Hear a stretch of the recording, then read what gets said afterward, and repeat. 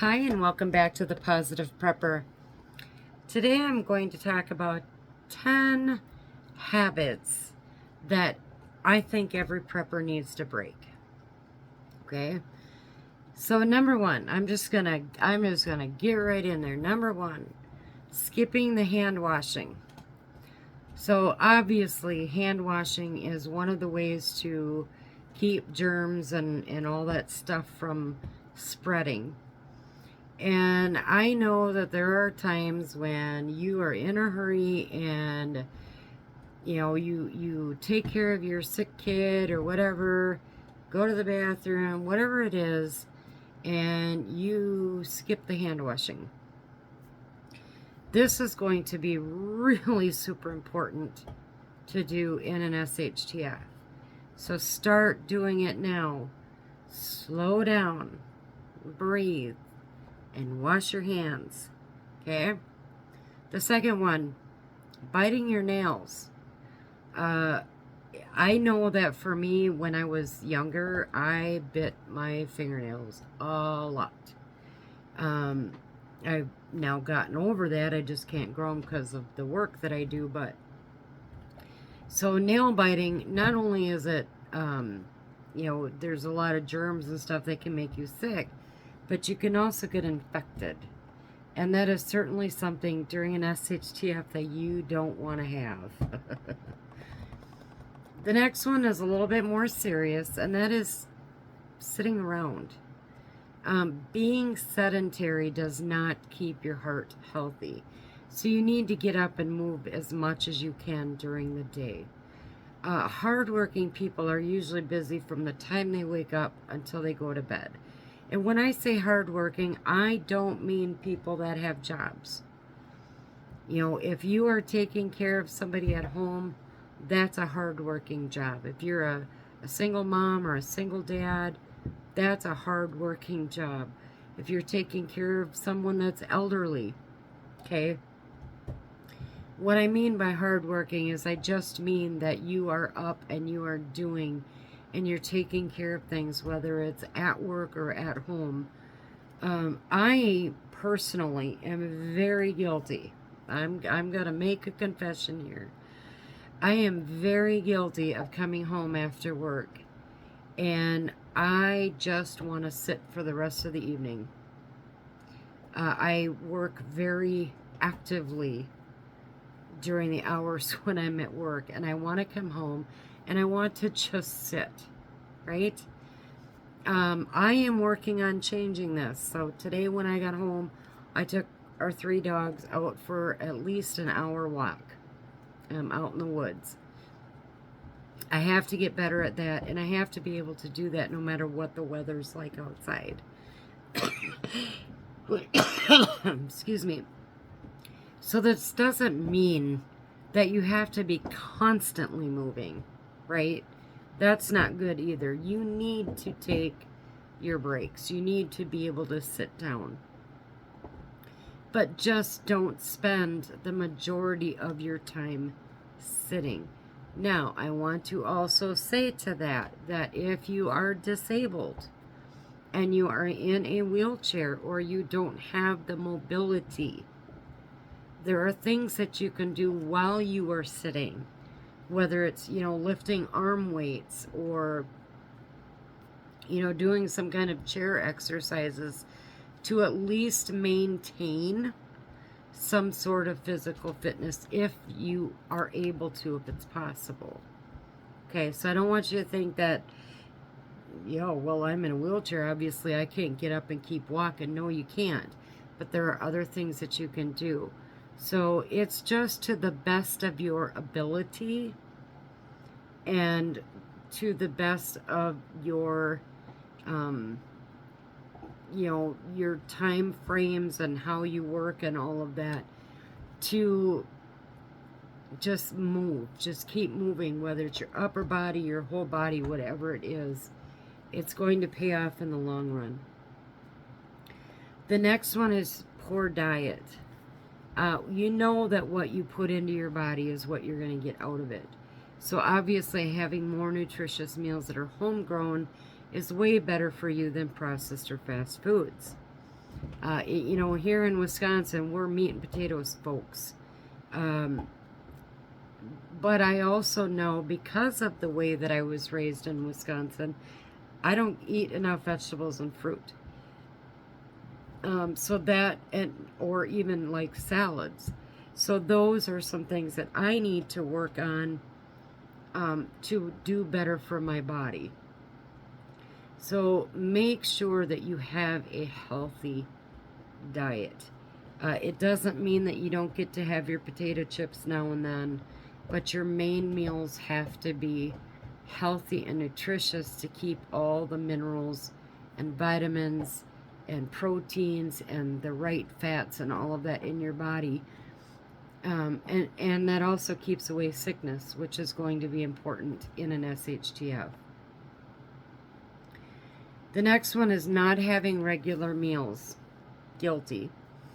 I really have a hard time eating now between or before 11 o'clock. My schedules make it so that when I'm up in the morning, so I usually get up at like 5:30, 5:45 every morning during the week. And then I go to work, so I'm at work by 7, 7:30, depending on where I'm going. Sometimes 7:45. And I hit the ground running when I get to work. And then I eat my first meal typically at 11, 11:30-ish, somewhere in there. And that's been, I would say, probably my last 3 years of the work that I do has gotten me into this really bad habit of skipping breakfast, which, you know, we all have been told is the most important meal of the day. Your body needs that nutrition after resting all night. I am really trying to figure out, even if I just make myself eat a banana, you know, like between 6:30 and 7 when I have to leave the house, just doing something that gives my body that boost in the morning. And then there's some people that they'll eat breakfast and dinner, but they'll skip lunch, or they'll eat breakfast and have a large lunch and skip dinner, right? None of these are healthy, especially when you're preparing your body for SHTF. You need all the proteins and the calories that you can get. So just try to eat regular meals, get your body, your blood sugar levels, you know. If you skip meals, your body stores the bad stuff because it doesn't know when it's going to get it again, right? So just try really hard to eat those 3 meals a day, even if they're 3 smaller meals. Like I said, I'm going to try to start eating, even if it's just a banana or, you know, peanut butter on toast, protein, you know, something in my body earlier in the day instead of waiting. It's going to be a hard thing to change, but we'll see. The next one is not drinking enough water. So obviously that can really be detrimental to your health. You can get very dehydrated, and a lot of people that walk around don't even know that they're dehydrated. I am not a big fan of water in any form. Okay? I don't like the flavored waters. I don't like the carbonated waters. It's just not my thing. But I do have a 20-ounce water bottle that I take with me to all of my jobs. And then I oftentimes even have it down here on our den table, just so that it's a constant reminder. And I've gotten into the habit of just having that with me no matter where I am. So I do drink a lot of more water now than I used to. And you also, you know, you get water from food. But when you are thirsty, drink water. So, you know, if you drink pop or alcohol, you know, I like wine, drink that, and that's okay. But when you're really feeling thirsty, make sure that you're quenching that thirst with water, because alcohol can actually dehydrate you as well. So, and so can pop. So just know that when you're thirsty, get into the habit of drinking water. And not only is it important for your health, but in an SHTF, if you haven't stockpiled enough coffee, water's probably the only thing you're going to have. So you might as well get used to doing that. Now you can prep like the water flavoring powders, or I think most of it's powder, or the liquid things to flavor your water so that you're at least getting a break from just the straight water. But you're going to have to get into that mindset that you're not going to have your wine or your beer or your Mountain Dew or whatever it is. You're probably only going to have water or coffee. I'm not a coffee drinker. I've never been one. I will never be one. I can't say that. In an SHTF, I might need it. But you just need to get into that habit now, because it's probably all you're going to have. The next one is sleep deprivation. It's not good for your mind, your body, or your soul. Your circadian rhythm can really be thrown out of whack if you aren't sleeping when you're tired, or doing things that prevent you from getting a really solid good night's sleep. In an SHTF, being able to get to sleep and getting a full night's sleep will have an impact on how well you function during emergencies, or even on your day-to-day responsibilities. Okay, it doesn't take much awake time to react driving a vehicle as it does as if you were drinking. Does that make sense? Your body isn't able to function when you are exhausted. So you have to be able to function. You have to be able to get that good night's sleep. If you have to take a lot of sleep medications to help you get a good night's rest, you're either going to need to stock up really well on those, learn what natural things you can find to replace them, or find out the root cause of your sleeplessness or insomnia and address that. Talk therapy is a great way to do that. You know, if you have a chemical thing, a chemical imbalance, then look for those natural alternatives, or you're going to have to really stock up on what you need. Now, part of that for me is I love the white noise, so I sleep with a fan every night. So we have solar chargers and fans that will run off of those, because if I don't have my fan, I'm not going to sleep. I can hear water dripping from 5 blocks away, okay, in my mind. So I have to learn, as hard as that's going to be, how to sleep without that white noise, because I may not always have that ability to have my solar fan. The next one, not taking care of your teeth. Bad teeth can lead, obviously, to a bad heart. It can also lead to other health issues. So brush them every day. Rinse with mouthwash, floss, or use a water pick. If you've had tooth issues in the past and already have dentures, make sure that you're taking care of them. Get new ones, which can be very expensive, so that you are able to eat properly and keep up with good nutrition. If you can't get properly fitting dentures, so if you've had them for a long time and you can't afford to go get new ones, there are liners and things that you can buy at Walmart that don't have the mercury in them like a lot of the adhesives do. But the point is to try to get those, take care of the teeth that you have, number one.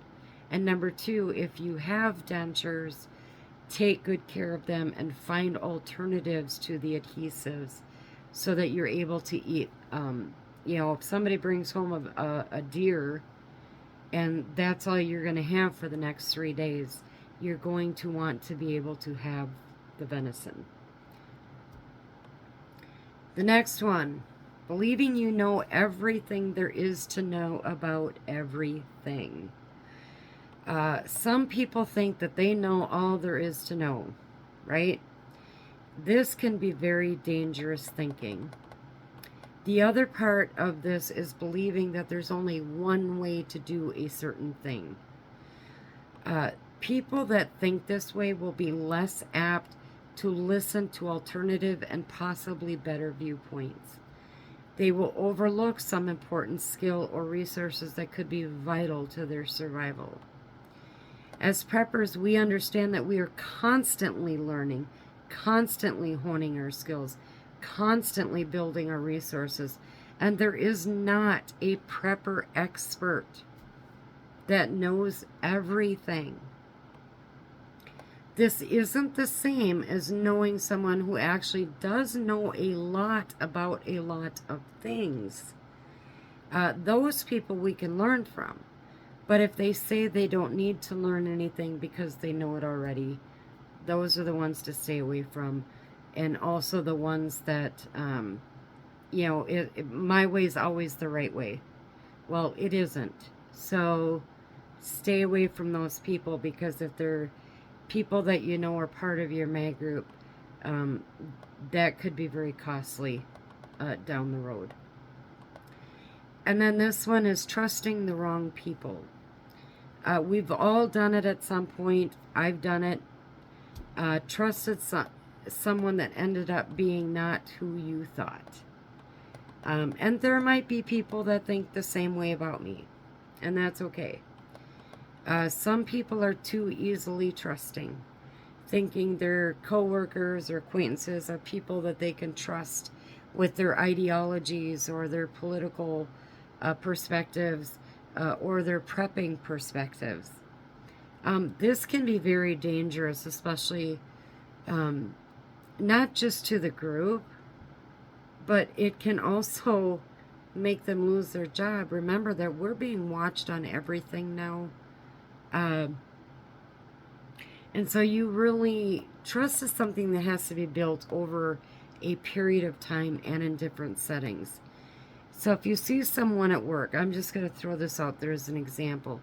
If you see someone at work in a cubicle all day and you believe that they're trustworthy, but you have no idea what these people are like in different settings. Remember that people act a certain way in certain settings.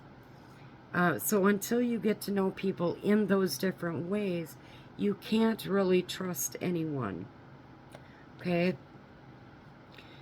So, you know, like the people that I work with in 2 of my jobs, you know, I love them as coworkers. I really do. I absolutely adore them as coworkers. But they are not people that I would necessarily have a conversation with about my political viewpoint, my personal ideologies, or prepping, you know, that type of thing, other than maybe just on that surface. But I would never go deeper than that, because I don't know them outside of the workplace. I've never, you know, interacted with them in a different social setting. I've never interacted with them in their own home or they in mine. People act differently in those different places. So unless you can trust them in any place or event or social structure, they're really not people that you should be trusting. And so that's a habit that some of us need to break, is to not trust everybody that we talk to. They might seem fine in a workplace setting, but we don't know how they actually are in other settings. So I just wanted to throw these 10 things out there. If you are guilty of any of these 10 things, they might be some things that you need to start working on now. As I said in my last video and in this one, there are always skills, right, that you need to learn or build on, and these are some of those habits that you need to break away from. So as always, stay safe, stay aware, and God bless you all.